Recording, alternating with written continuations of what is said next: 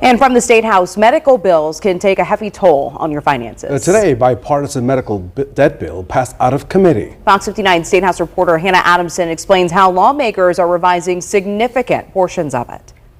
After weeks of back and forth, Senate Bill 317 passed unanimously out of committee Wednesday, although its ultimate fate when it gets to the Senate floor has yet to be seen. I'm cautiously optimistic.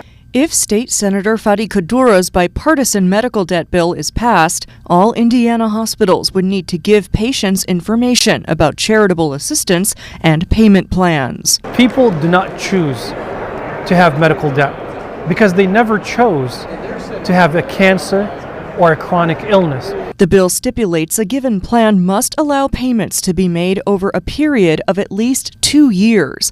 A monthly payment may not exceed 10% of a person's monthly income. And it requires hospitals to engage with patients to design a payment plan that works for Hoosier families who can't afford these services. Lawmakers changing large chunks of the bill before passing it out of committee. One deleted provision would have required hospitals to provide good faith estimates to patients before they receive services. Another would have required hospitals to stop reporting medical debt to consumer reporting agencies.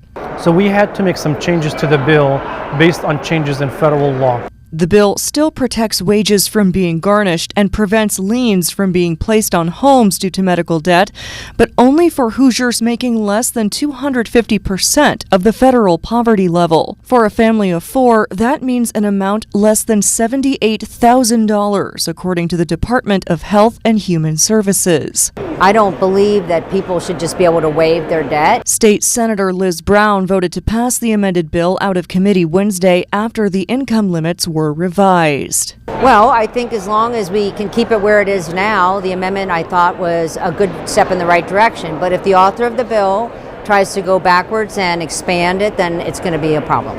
The bill will need to pass a second reading on the Senate floor next Wednesday and will need to pass out of the Senate altogether and make its way to the House by next Thursday in order to survive. Reporting from the Indiana State House, I'm Hannah Adamson.